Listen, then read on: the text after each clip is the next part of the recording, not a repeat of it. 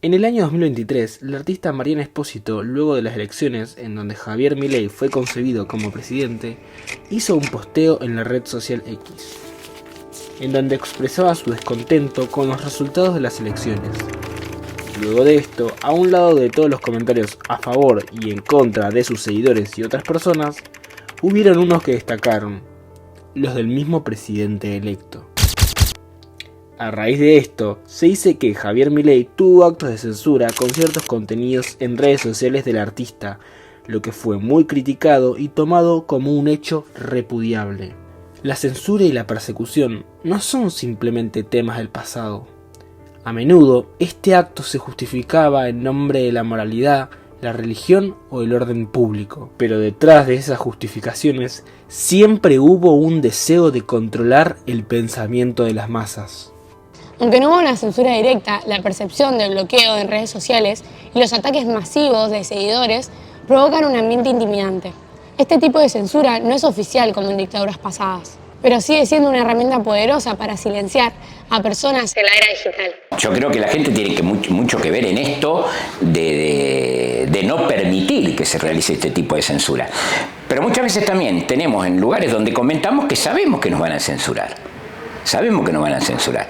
Hay en redes sociales, pero te digo, de temas de actualidad y gente que conozco que no puede opinar, porque no aceptan la disidencia. Y está muy bien cuando alguien considera que se está aplicando censura a la libertad que tenga alguien, ya te digo, la libertad de tipo sexual también, ¿no? Permitir que esa persona se pueda expresar. O sea, nosotros no somos jueces para dictaminar si puede o no puede hacer o decir tal cosa, ¿eh? Sí. Yo lo veo muy bien que salgan otras personas que estén en las redes sociales a defender lo que cree justo. Ustedes imagínense que si todos pensaríamos de la misma manera, lo que sería esto, ¿no? Tiene que ver con la pérdida de las libertades. La censura se puede expresar en un amplio espectro, desde lo ideológico, que incluye lo político, desde lo cultural, desde lo intelectual. Nuestro país tiene un amplio repertorio de lo que tiene que ver prohibiciones, ¿no?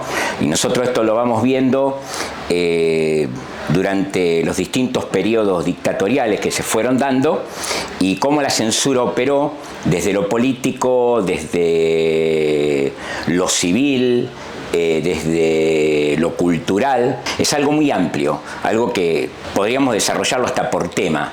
Bueno, la censura tiene que ver con la imposibilidad de expresarse, ¿no? Generalmente quien tiene mayor posibilidad de impedir que alguien se exprese es un gobierno, ¿no?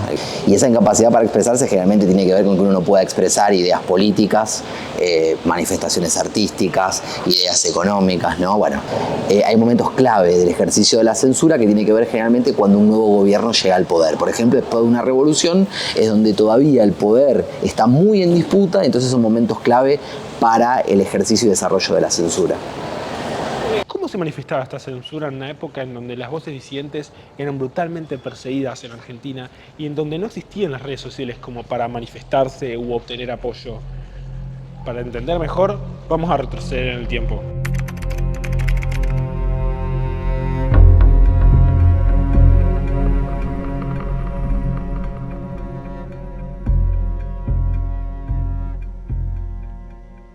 Argentina vivió varios golpes militares y dictaduras que impusieron controles estrictos en la prensa y libertades individuales. Durante esos años, cualquier crítica al régimen podía ser motivo de persecución, encarcelamiento o desaparición forzada. La censura alcanzó incluso el arte, el cine y la literatura. Un ejemplo de esto fue el libro Cuba Electrolítica, el cual simplemente fue censurado por contener la palabra Cuba, un país que está bajo el régimen socialista. Músicos como Mercedes Sosa fueron perseguidos y censurados por expresar ideas que el régimen consideraba peligrosas.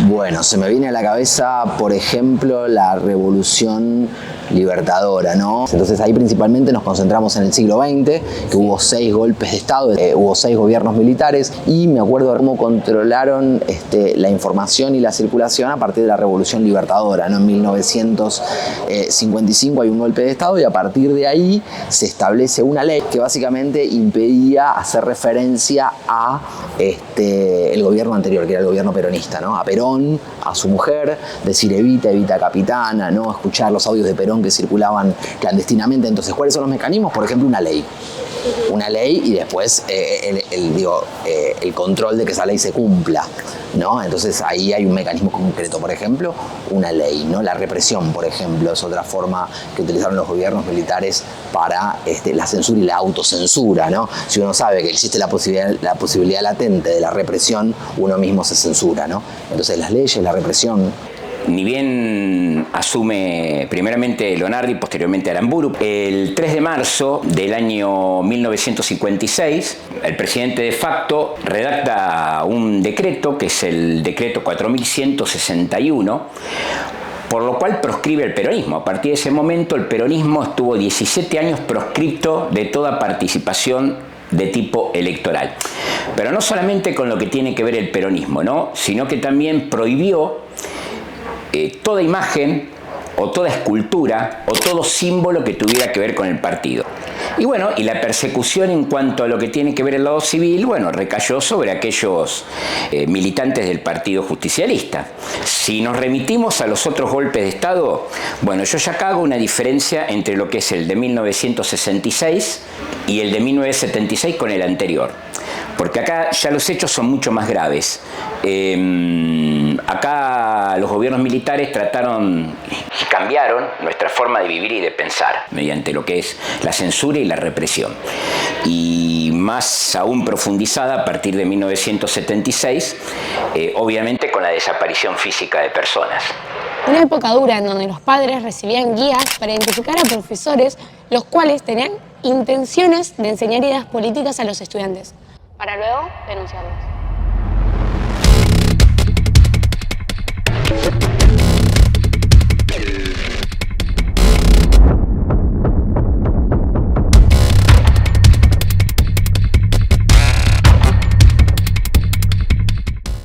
Durante la última dictadura militar se recomendaba a los padres que se fijen las palabras que utilizaban los docentes en el aula, y había muchas palabras que podían hacer referencia justamente a que ciertos docentes tenían determinada inclinación política, como la palabra, por ejemplo, Cuba, comunidad, estructura, clases sociales. Era una forma que utilizaba el gobierno para avisarle a las familias de que el profesor podía tener ciertas inclinaciones políticas. Bueno, a partir de 1976 se establece un régimen totalmente represivo en cuanto a lo cultural y educacional, ¿no? Vamos a tomar un primer ejemplo de esto: las escuelas secundarias fueron intervenidas. Te doy un caso en Campana, por ejemplo, el caso de la escuela normal, donde cae un interventor de apellido Correa, supuestamente un psicopedagogo muy destacado, que terminó siendo un efectivo de las Fuerzas Armadas. Lo que vino a hacer fue un trabajo de inteligencia, hasta que posteriormente se nombraron a los directores interventores. Después, desde el punto de vista de lo que vos me decís, la censura, y abarcó a casi todas las currículas que había. No se permitió el trabajo en equipo, se prohibió la matemática moderna, todo lo que tiene que ayudar a razonar. Lo del trabajo en equipo, obviamente, porque podía haber alguien que podía tener una determinada ideología y te la podía transferir.